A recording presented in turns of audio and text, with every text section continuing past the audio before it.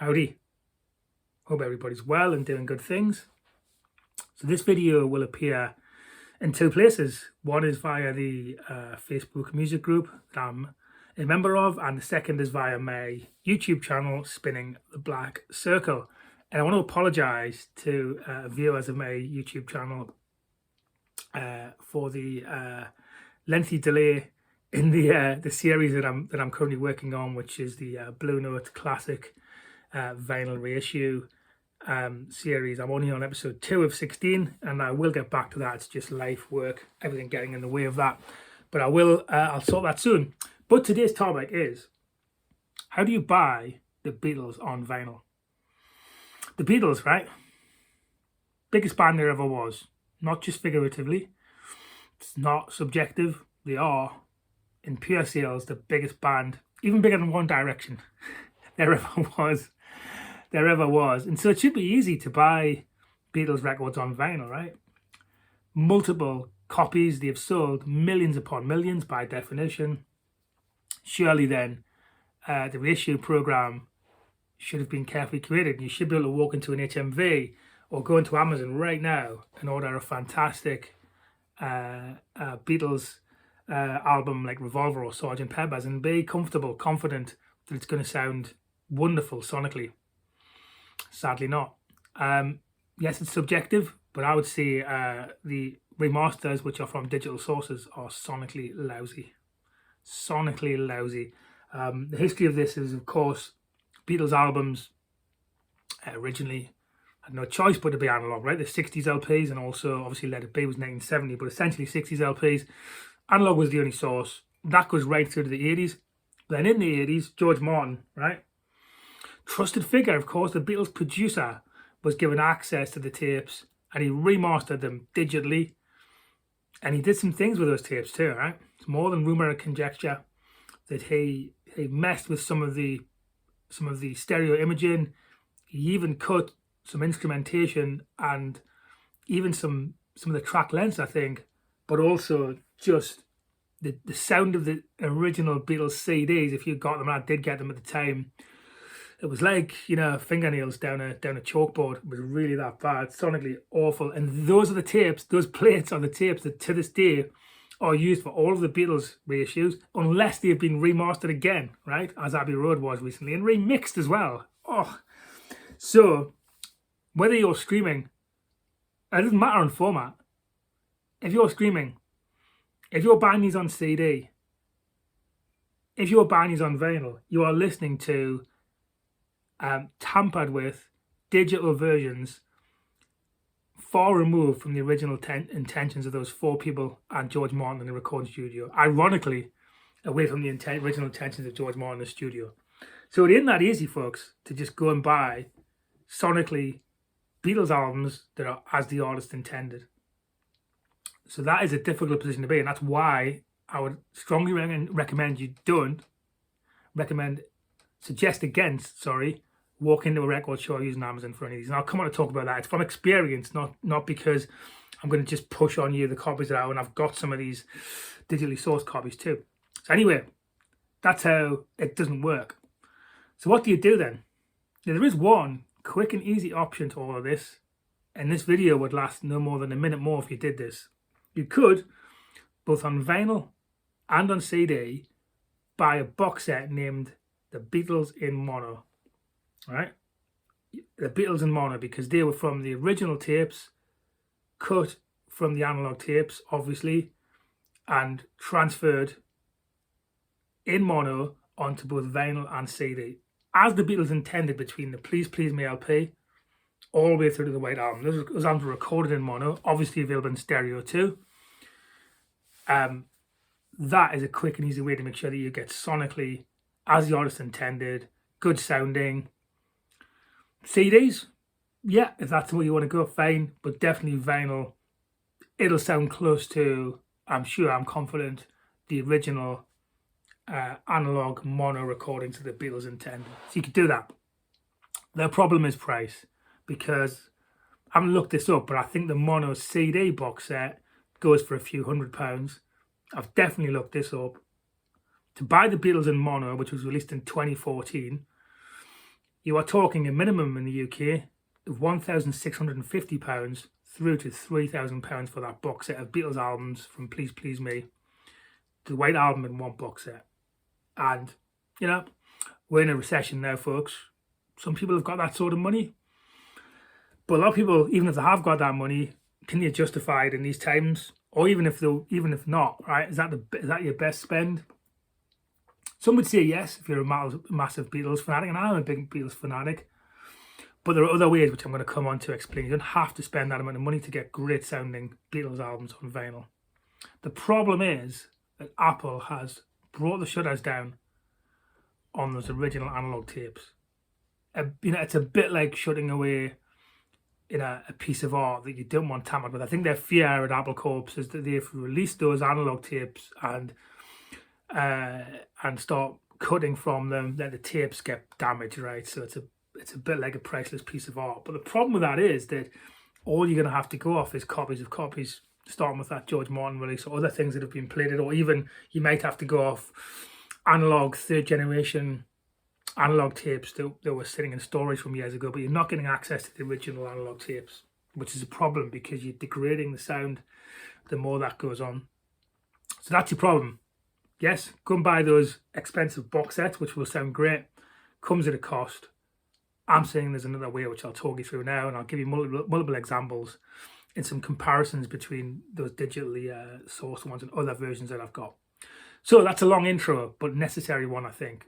So let's do this chronologically, mainly sticking with albums. I'll also move on to some solo releases after this too. And there's still some holes in my collection, but it's a reasonably complete. There's a couple of albums missing and lots of singles missing. I'll talk about some singles too, one or two. So obviously we're starting with the debut Beatles LP, Please Please Me. And I'm suggesting instead of the sonically lousy stereo version, you get yourself into a second-hand record store, or go into Discogs and buy a mono original or early pressing of Please Please Me. It's going to cost you somewhere between £20 to £30, I would say. And make sure you get this in VG Plus condition. There's no point. It's not about buying vintage crackle that sounds great. You want a really good copy of this. You can probably get a crappy copy for about £12. Pay that extra. Now, 25 to 30 is what you'd pay for the stereo, sonically awful reissue of this. I'm suggesting that for a similar price, you go that extra mile and hunt down a mono VG Plus pressing of this. You try it in the shop if you want to be sure that it's VG Plus. You can't always tell from sight.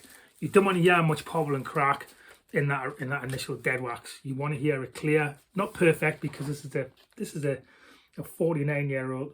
No, it's not. It's a 59-year-old piece of wax, but it sounds amazing considering it's almost 60 years old. It sounds amazing, and this will blow your socks. If you play this, Please Please Me, versus a streamed, Spotify, or even one of the high res Tidal or something, it'll absolutely blow it away. Now, this LP, is it a great album? I'm talking about musically now.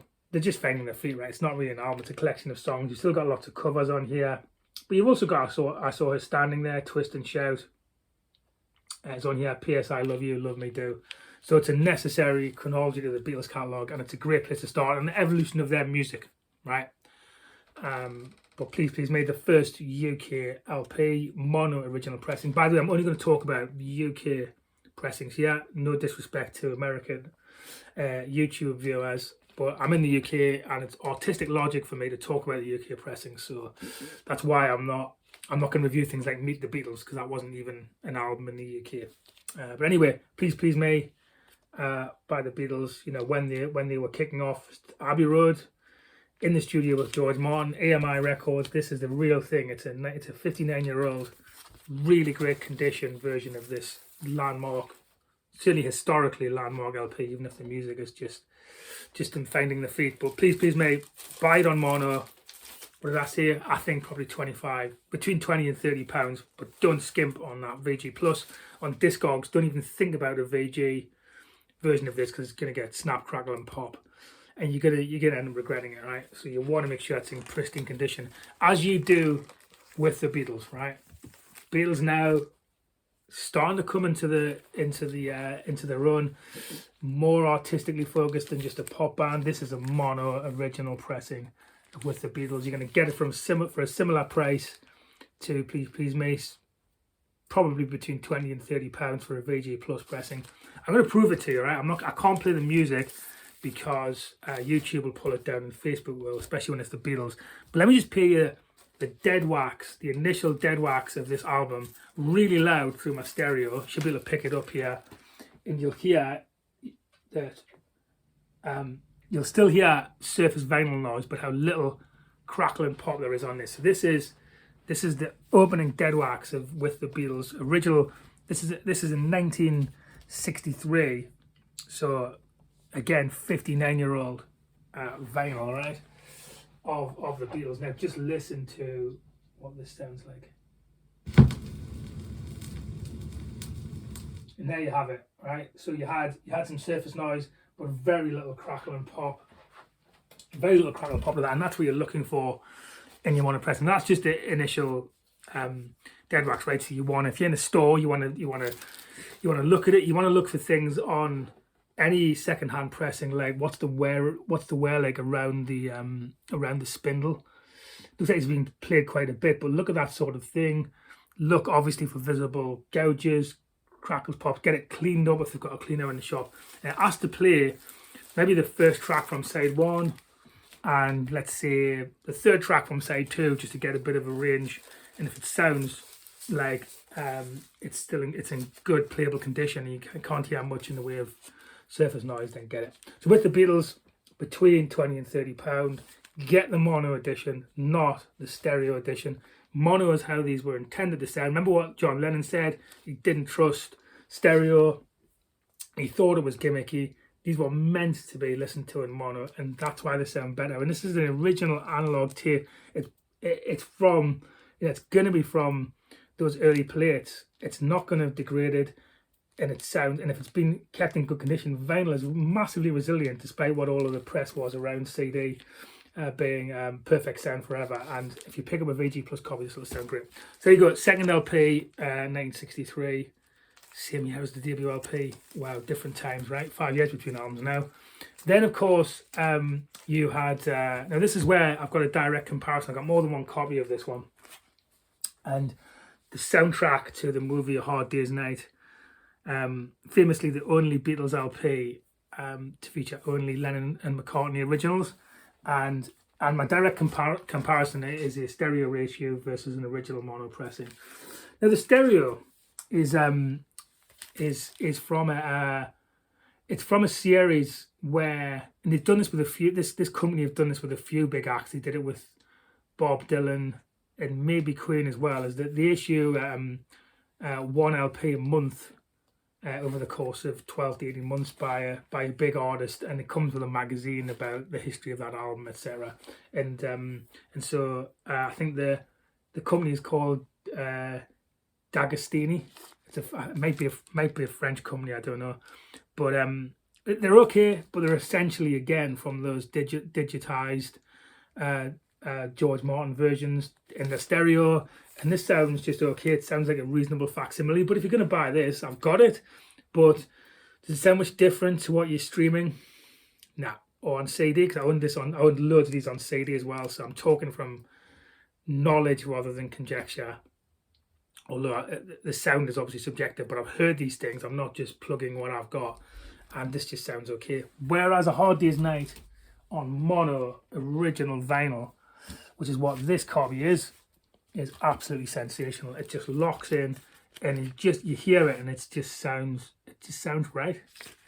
It sounds like, and there's the sound stage too, and the depth of it, and the locking as musicians. It does not sound like the transients, like Ringo's drums and the cymbals. They don't sound harsh, and everything just locks into place. So again, I would say it's probably about maybe slightly more expensive. I reckon you're probably talking 25 to 35 for a VG Plus. Again, don't skimp. Don't be getting a G or a VG copy that's hoping it sounds great. Pay that £5 or £10 extra to get something that sounds as good as this. You see what I'm doing here? You're getting as close to the original recording as you possibly can by picking up a pristine copy of something that's kind of been well kept, or not kind of, has been well kept for the past almost 50 years. And you know, I don't know how visible it is. Again, I played you some of the dead wax from With the Beatles, but this is in amazing condition. It's Hard Day's Night, right? Despite again being almost 50 years old. 1964 A Hard Day's Night it was, wasn't it? Yeah. So I can only recommend, again, for a similar price to a crappy stereo reissue via the George Martin tapes, that you do not buy this stereo. Instead, you buy this mono original, or if not original, then you know, within the first 2 years. Original, so first pressing means what it says on the tin. Original pressing means in the year of release or early plates, and then beyond that is an analog pressing. So any 60s pressing of that is probably going to sound great mono, but the earlier the better, which you can tell from the matrix and looking on Discogs, right? You just work it out which ones are first pressings. So then we move on. We're still in 1964. Now this one is a good story because The Beatles for Sale is probably the least well regarded Beatles album, right? It's a good Beatles album. It's necessary their catalogue. It would be a hole in my collection without this. But the good news is that a mono original pressing of this, which is what it is probably only gonna knock you back somewhere between £12 and £20, I would imagine. That's what I've seen it for. Maybe £15 might be the value to go for on Discogs. Make sure it's VG Plus again. But you know, it's not as hit packed as it, and it's kind of a bit of a stasis LP before they made Help. But you know, it's still it's got 8 days a week on, right? And it's still got some fantastic tracks on here. No Reply, I'm a Loser is a fantastic song. So you know, I'm a bit of a completist about these things, and I wouldn't want to not have this. There is one Beatles LP that I haven't got, which I'll talk about later, but I wouldn't not want to have Beatles for Sale in my collection. And this is a really good pressing, and so you can pay a bit less for this because it's not as seismic as the rest in terms of what it is. I did miss something out actually, which goes annoyingly goes side by side with the Hard Day's Night LP, and that is the Long Tall Sally mono EP from 1964. So this goes side by side. Sorry, I missed it with the Hard Day's Night. So you really want to, a great thing to do if you're just getting into the Beatles on vinyl would be to get this Long Tall Sally EP for, I would say, probably about £10 to £12 in VG Plus condition, and at the same time buy a mono of Hard Day's Night. This is a snapshot of these two together of the Beatles as the world fell at their feet. So great first purchase, and you'll hear it. You play this Long Tall Sally 4-track EP, and then you play Hard Day's Night, that LP from the same year, at least within a couple of months each other, and it's just an amazing snapshot. You can stream both of these. It's going to sound like a facsimile. You can buy them on CD. I'm sorry, but unless you get that mono box set, it's going to sound like a facsimile. But this, with that EP, is a different matter. So we're up to 1964. We've just had a Hard Day's Night and For You and Long Tall Sally EP. And then we move to now the Beatles really getting into their stride as songwriters. Not that they hadn't already, but stepping it up yet further via Help. And again, you know, you play Help. This is a mono original. Play this and then stream it on something, even like on a high res service such as Tile. There's your mono. It just pales in comparison, and this is when, you know, they're really coming to their own on this LP as songwriters and musicians. You got Help. Oh, I love The Night Before. What a tune that is. Ticket to Ride's on here, obviously. Yesterday is on here too. And to hear this on mono again, you want a VG Plus. You're probably talking, maybe it's 30 to 35 for Help. I don't see it as often. Maybe they'll get it a bit cheaper, but don't skimp. Don't buy this for a tenner in mono and vinyl and expect that you've got a bargain via Discogs. Go VG Plus, or if you're in your record store, ask the owner to play 1 or 2 tracks, really inspect it.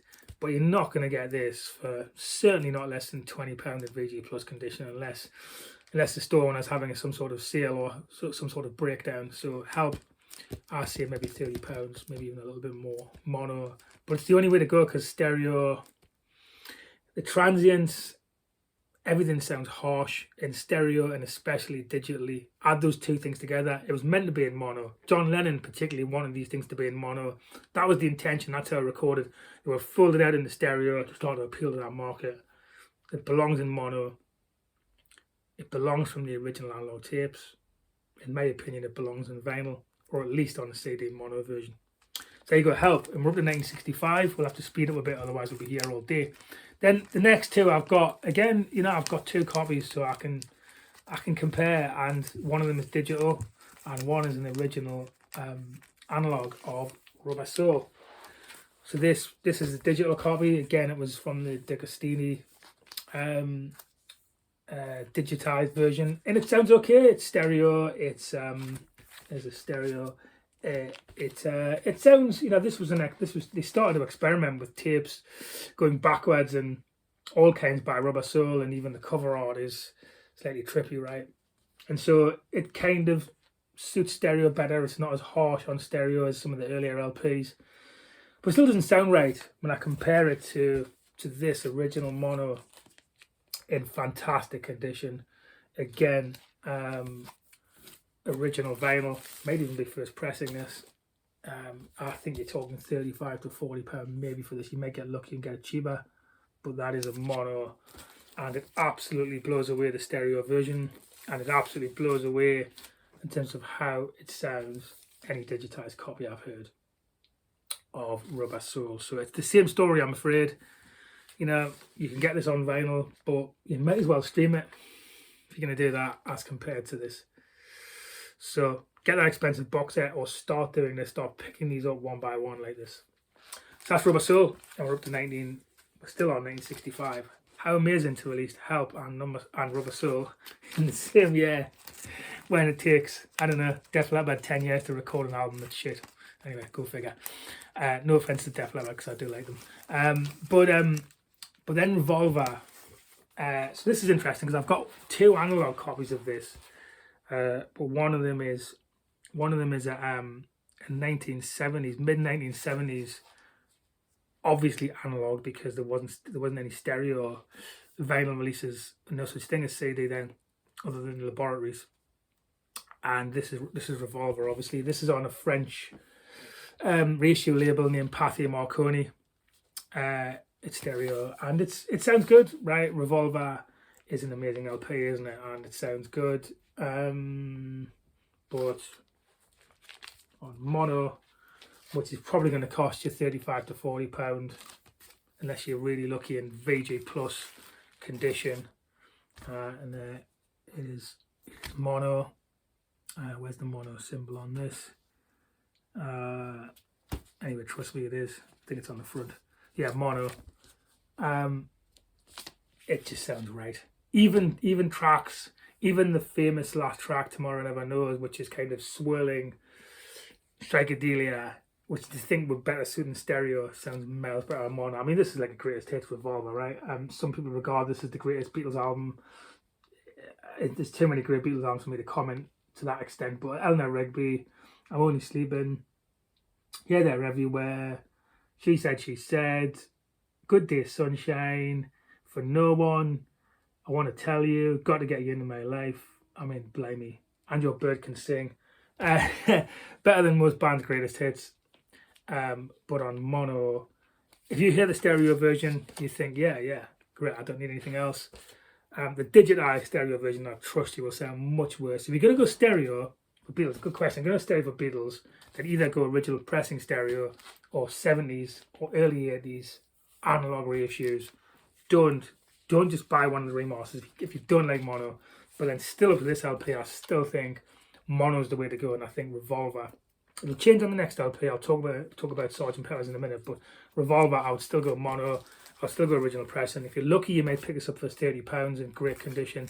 I think you're talking 35 to 40. I think I paid 35 for Revolver, which ain't bad. Again, it's not much more than a brand new copy. You're probably, certainly in HMV, you're talking about in the UK, you're talking about £32 or £33 for a Beatles album on vinyl. On somewhere like Amazon, you might pay 28 quid. So for a few pounds more, you could get a mono original first pressing of Revolver, which will blow away any stereo reissue, especially those digital remasters.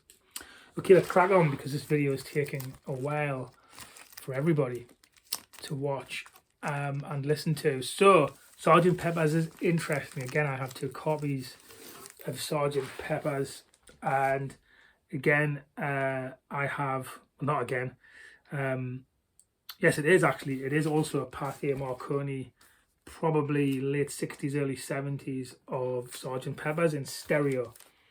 Now, I think that a stereo copy of Sgt. Pepper's is worthwhile, and I'm going to suggest, as much as I hate to say this, but you invest in both a stereo and a mono of Sgt. Pepper's, because there is definitely something about that sound that a lot of people are definitely, the first album they'd be very, very familiar with in stereo would be Sgt. Pepper's Lonely Hearts Club Band, and it does sound really good in stereo. So I haven't heard an original stereo pressing, but this sounds really good, this Pathé Marconi. It's still analog, obviously, stereo pressing, so I wouldn't go without it, even though I have an original UK mono pressing, probably again £35 to £40 for this. Sounds amazing.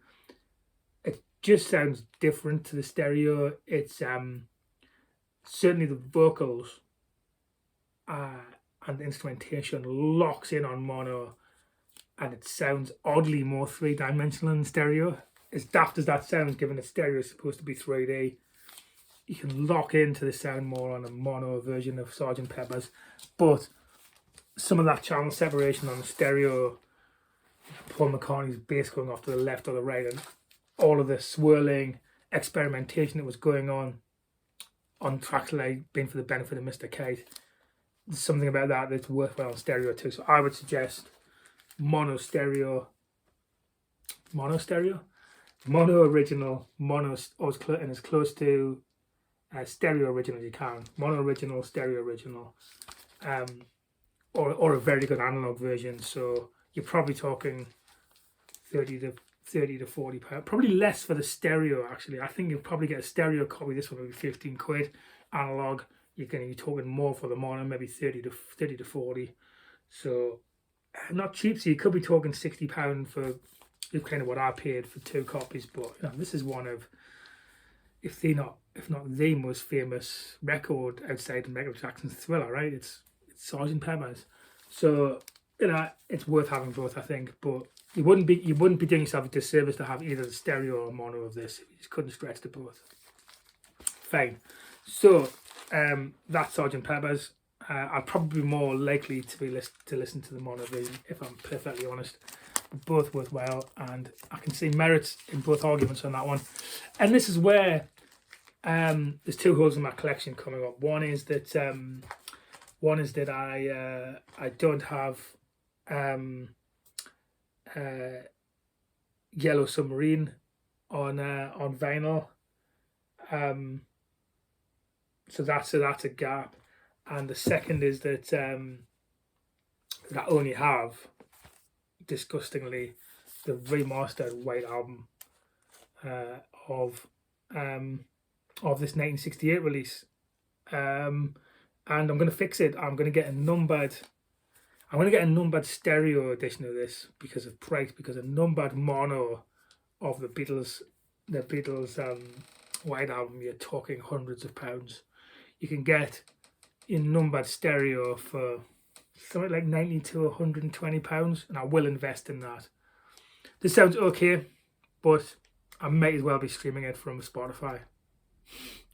It suits stereo okay, and so I don't mind having a stereo version of this. Again, you've really got some serious, you know, it's not just 4-track recording in the studio now, is it? So you know, some mind towards how it sounds in stereo by the time they're recording the white album in Abbey Road.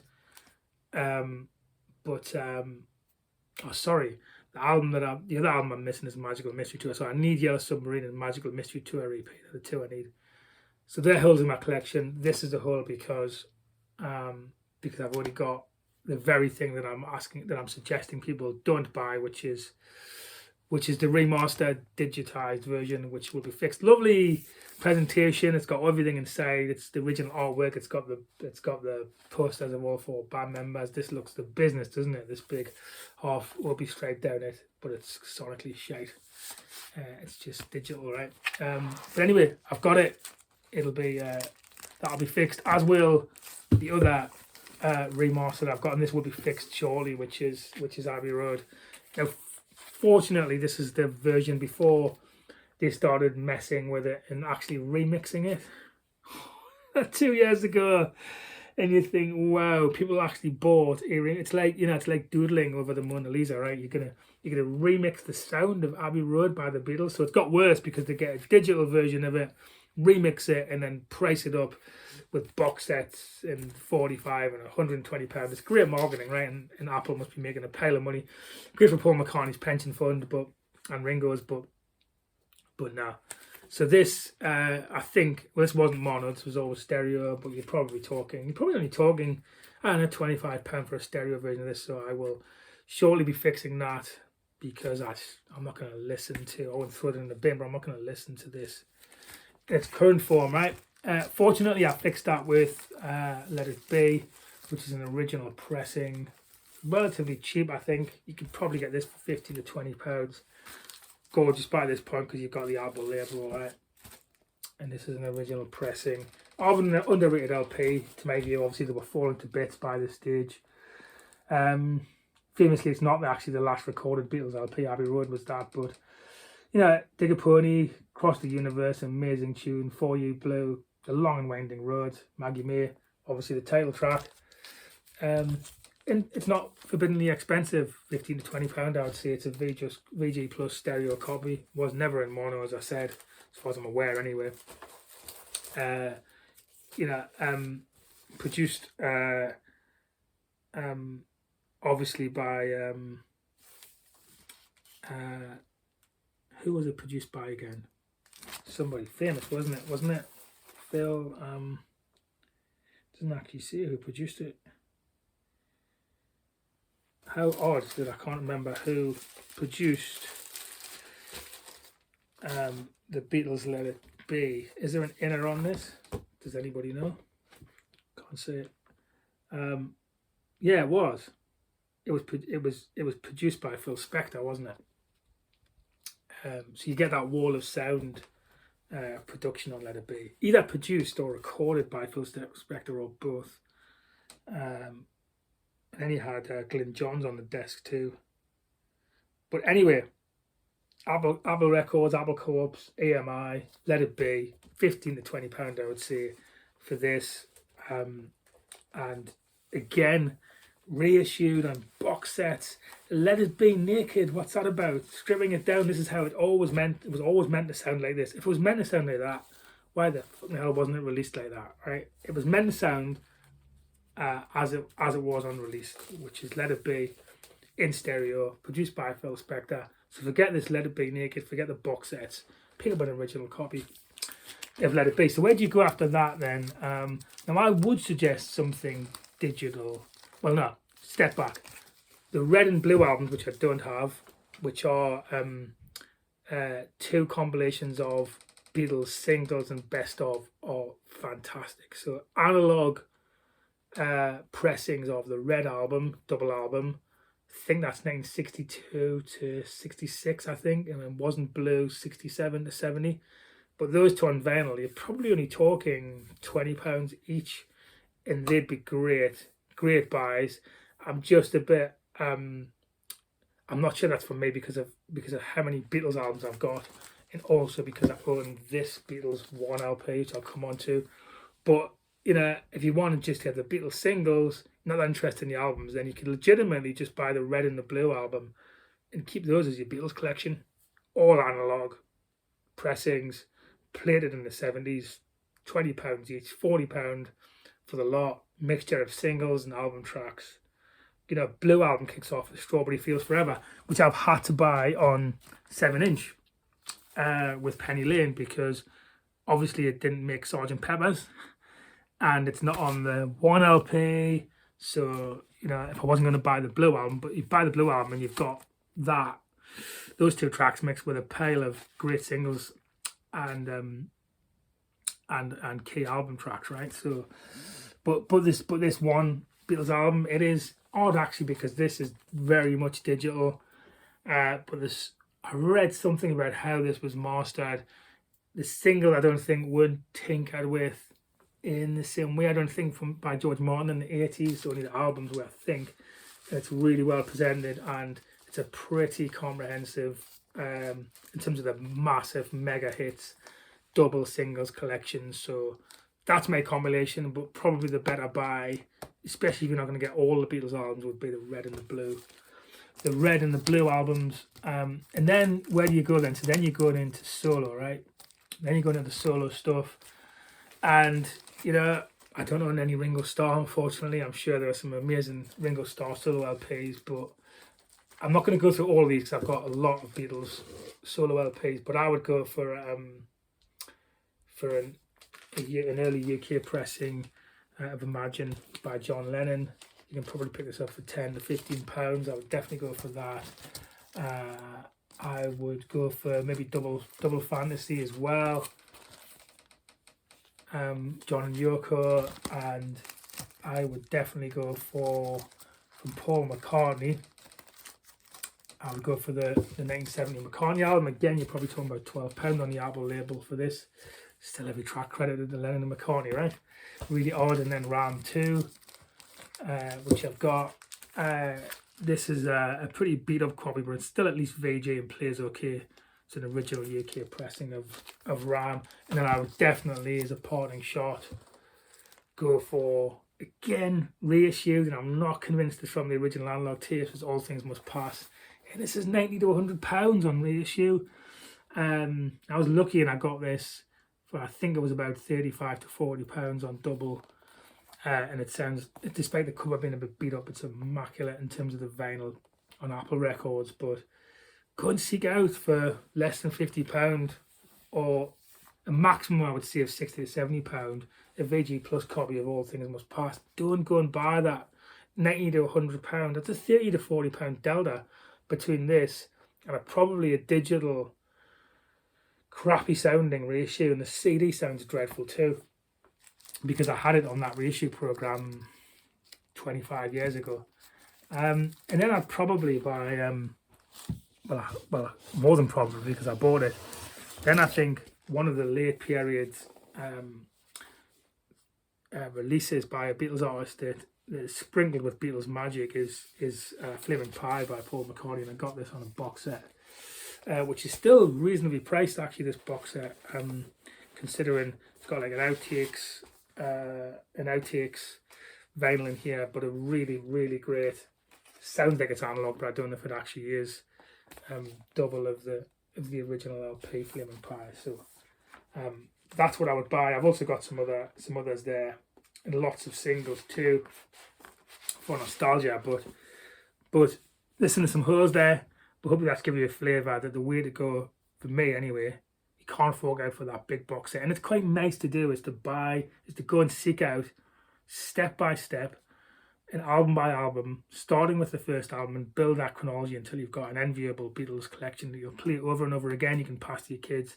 And despite the fact there's millions of these things out there, either people are keeping them in their homes and not sharing them with anybody, or they're beat up because they've been flung around bedrooms by teenagers. So you've got to do your homework. You've got to seek them out. You've got to make sure that they are the best copies you can find of the original albums, the mono albums, and then pay that extra £5 or £10 to make sure you've locked those in and test them out. And if you get one from Discogs and it doesn't sound VG Plus and it's advertised as VG Plus, these folks don't want a bad review, so you send it back and say, I'm sorry, I want a refund, right, until you get a VG Plus of the album you want. So there you go, there you have it. That is how you buy the Beatles, in my opinion, on vinyl. Others may disagree, but I've tried and learned from my mistakes, and I've still got some things to buy there, as you can see, to invest in. But I hope everybody took a lot from that. I think I'll do a Rolling Stones one at some point in the future, because I've done a similar thing with the Stones, and you know, I'm an even bigger Stones fan than I'm a Beatles fan. So there you go. So hope you enjoy it. Hope you enjoy the rest of what you're doing today and the rest of your week, and I'll see you soon. Bye.